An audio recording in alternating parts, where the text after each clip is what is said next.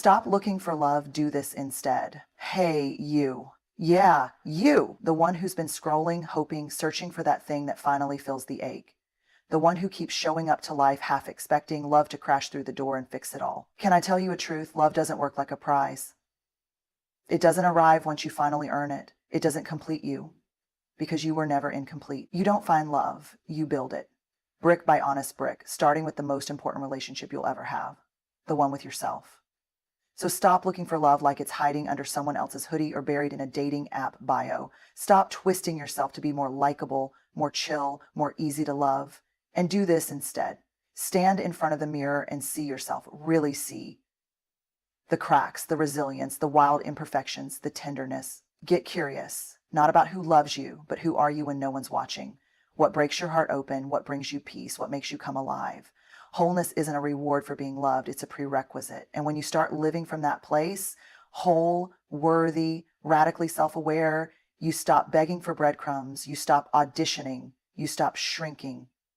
Instead, you invite connection from a place of authenticity. And you know what happens then? The right people don't just show up, they recognize you. Because they're not falling for the mask. They're falling for you unfiltered, whole, and gloriously enough. So stop looking for love out there and start doing this. Fall in love with the only person who's never leaving you. We grow up with this idea that love is a destination, that if we look hard enough, swipe long enough, stay patient and charming and palatable enough, we'll eventually find it. As if love is a lost set of keys or a lucky break waiting just around the corner. But here's the messy, beautiful truth. Love isn't something you stumble into. It's not a one-time discovery. It's something you build. And that takes work.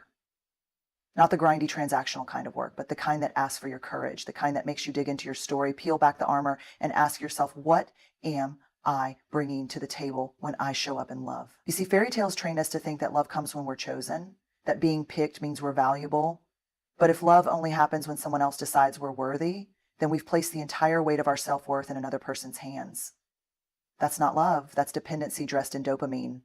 Love, real love, the kind that roots deep and holds steady, is built from the inside out. It starts with how we speak to ourselves in the quiet moments. It's shaped by the way we forgive ourselves, the way we hold space for our messiness, the way we honor our boundaries instead of bending until we disappear. Because here's the paradox. The more we try to find love, the more we risk abandoning ourselves in the pursuit. But when we begin to build love, starting right at the foundation of who we are, we stop outsourcing our validation. We stop performing. We stop waiting for someone to come fill the gap. We live in a culture that whispers, you're not enough, but maybe you will be once someone loves you. So we chase connection, thinking that love will be the missing piece, that if someone chooses us, holds us, validates us, then we'll finally feel whole. But here's what most people don't tell you. Connection doesn't complete you. It reflects you. And if you go into love, fragmented, empty, unsure of your own value, then even the most sincere connection will feel shaky, not because the other person isn't trying, but because it was never their job to make you feel whole in the first place. We don't attract deep, meaningful connection by needing it.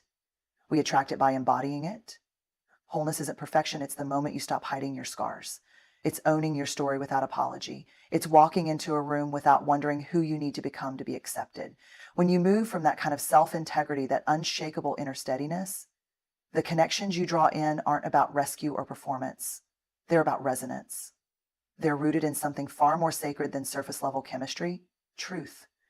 But you don't get there by waiting to be chosen. You get there by choosing yourself over and over again, by taking responsibility for your healing, by realizing that no one can love you into wholeness and no one needs to because it's already in you.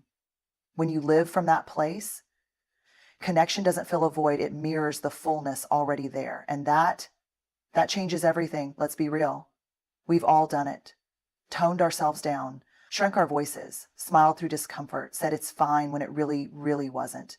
All in the hope of being liked, accepted, loved. It's subtle at first. You start editing yourself, softening the edges that feel too much, hiding the parts that seem inconvenient, rehearsing who to be based on what someone else might find easier to love. But here's the truth that cracks that whole performance wide open. Your worth isn't a variable. It's a constant. It doesn't increase when you're praised or decrease when you're ghosted. It doesn't depend on how many people want you or how one person treats you. You were worthy the day you were born, before the heartbreak, before the insecurity, before you ever learned to question yourself. But somewhere along the way, many of us were taught that love is earned, that we have to prove ourselves, be pleasing enough, pretty enough, agreeable enough to get someone to stay. So we hustle for worth, for belonging, for proof that we matter. But here's the thing. When you start believing your worth is up for negotiation, you hand other people the pen and ask them to write your value. And they will, based on their own brokenness, their projections, their capacity to love or lack of it. And then when they walk away, you're left feeling like less, when really it was never about you. So stop giving people the power to validate what has never been in question. You are not auditioning for love. This isn't a role you need to earn. You are not a clearance item. You are a whole damn masterpiece, one that doesn't need to be bargained for, marked down, or justified. You don't need to deserve love. You just need to remember who you were before the world convinced you otherwise. Because when you finally stop negotiating your worth, something shifts. You don't beg. You don't chase. You choose. And you walk away from anything that asks you to be less than who you are. We spend so much time trying to decode other people. What did they mean by that text? Why did they leave? What are they thinking? We dissect every word, every pause, every unread message like we're solving a puzzle that'll finally give us peace. But what if instead of putting all that energy into understanding them, you turn that same curiosity inward? Because here's a wild truth most people avoid. We want to be known so badly, but many of us barely know ourselves. We don't know where our triggers come from. We don't question why we keep choosing the same emotionally unavailable partners. We don't pause to ask, what do I actually want in love? And am I even ready to receive it if it showed up today? It's not judgment, it's curiosity. Gentle, compassionate, radical curiosity. Because you're not broken. You're layered. You are made of stories, survival instincts, learned patterns, old wounds, generational echoes. And when you stop fearing those layers, when you start exploring them without shame, you begin to understand your own wiring. You get to see clearly the difference between what you truly desire and what you've just been taught to settle for. Curiosity says, hey, maybe the fact that I fear intimacy isn't because I'm cold, but because I've never felt truly safe being seen. Or maybe I don't keep falling for the wrong people. Maybe I'm still subconsciously proving a story I never asked for, but inherited anyway. This is the work, not fixing yourself, but knowing yourself. Because when you know yourself deeply, you stop confusing chemistry with chaos. You stop mistaking attention for affection. You stop losing yourself trying to earn what you never needed to chase. So let curiosity lead. Ask the uncomfortable questions. Sit in the answers, even when they sting. That's not weakness. That's not overthinking. That's the path to freedom. And the more you understand yourself, not just who you are now, but who you're becoming, the more you'll attract people who meet you at that same level of truth. And that's the kind of love that doesn't need to be chased. It simply meets you. You want love to feel safe, right? To be seen without shrinking, to be held without performing, to be chosen not for the mask you wear, but for who you actually are underneath it all. But let me ask you something. Can you even offer that to yourself? We often talk about wanting healthy love, but rarely do we ask, is the love I give to me healthy? Because here's the thing. You are the one person you wake up with every morning, the one person you fall asleep with every night. You are your longest relationship. And yet, we often treat ourselves like the enemy, or worse, like an afterthought. Think about it. How often do you abandon yourself to make someone else comfortable? How often do you silence your own needs to keep the peace? How often do you look in the mirror and only see what needs to be fixed? This isn't about self-love as bubble baths and affirmations, though those have their place. This is about reparenting, relearning, reclaiming. It's about healing the inner dialogue that tells you you're too much, or not enough, or unworthy unless someone is choosing you. Healing the relationship with yourself means making yourself a safe place to land. It means setting boundaries not to keep people out, but to keep your truth in. It means forgiving yourself for not knowing better back then and honoring how far you've come.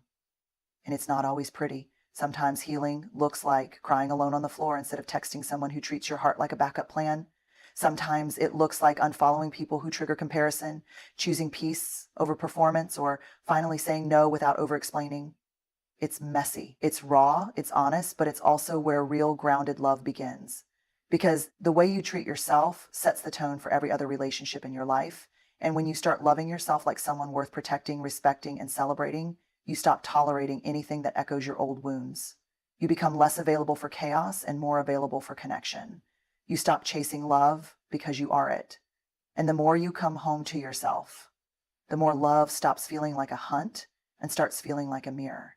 So here's the thing about love. It's not about the perfect moments, the perfectly curated version of yourself, or the carefully filtered image of who you are. It's not about the polished smile or the storybook ending we all think we need to have in order to be worthy of affection. It's about being seen. All of you, the messy, unfiltered, beautiful, vulnerable, raw parts of you. The thing most of us don't realize is that we don't fear rejection as much as we fear being truly seen. The kind of seen that doesn't expect you to be anything other than exactly who you are. Because being seen, really seen, means being fully known. And to be fully known requires bravery. Bravery to show up without the armor. Bravery to expose the cracks, the wounds, the bits of you that don't have it all figured out yet. We live in a world that tells us to be perfect, to filter our flaws, to hide our insecurities, to only show up when we've got it all together. But that's not love. That's performance. Real love, the kind that is messy and honest and true, begins when we finally drop the act. When we let ourselves be vulnerable enough to be seen without fear of judgment. When we give ourselves permission to be imperfect and still worthy of connection. And yes, this requires courage. It means showing up when you feel like hiding. It means saying, here's who I am, take it or leave it. But I'm no longer willing to pretend. You see, when we show up as our true selves, messy, unpolished, imperfect, we stop attracting people who fall for the version of us we perform. We start drawing in the ones who are also willing to be seen. And those are the connections that will hold. Because the kind of love that lasts is built on authenticity, not perfection. It's not about finding someone who loves you when you got it all together. It's about finding someone who loves you when you're falling apart and still chooses to stay. Someone who sees you fully and chooses you, not in spite of your flaws, but because of them. Being seen means you stop hiding, you stop pretending, and you start believing that your rawness is where your true beauty lies. It's messy, it's uncertain, and it's real, but it's also where the magic happens. So let go of the illusion that love is something you can perfect. Instead, trust that it's in the very act of being brave enough to be fully, wholly seen, exactly as you are, that love finds its truest home. Conclusion, here's the final truth I want you to carry with you. Love is not something you chase. It's something you cultivate from the inside out. It's in the way you show up for yourself, first and foremost. It's in the courage to be seen. All of you in your brilliance and your brokenness. It's in the moments when you stop measuring your worth by the approval of others and instead you root yourself in the unwavering knowing that you are enough as you are. When you stop looking for love, you begin to understand that you are the love you've been searching for. The relationships you long for aren't built on need, dependency, or performance. They're built on authenticity, courage, and wholeness. They're the reflections of how you treat yourself, how you heal yourself, how you choose yourself, and how you trust yourself. So stop chasing, stop searching, stop performing. Instead, get curious, get whole, get real, and get brave. The love you've been waiting for is already in you, waiting to be set free. It's time to stop looking for love and start becoming it. Fully, honestly, messily, and unapologetically. You've got this. And when you start living like it, love will find you in the most unexpected, beautiful ways.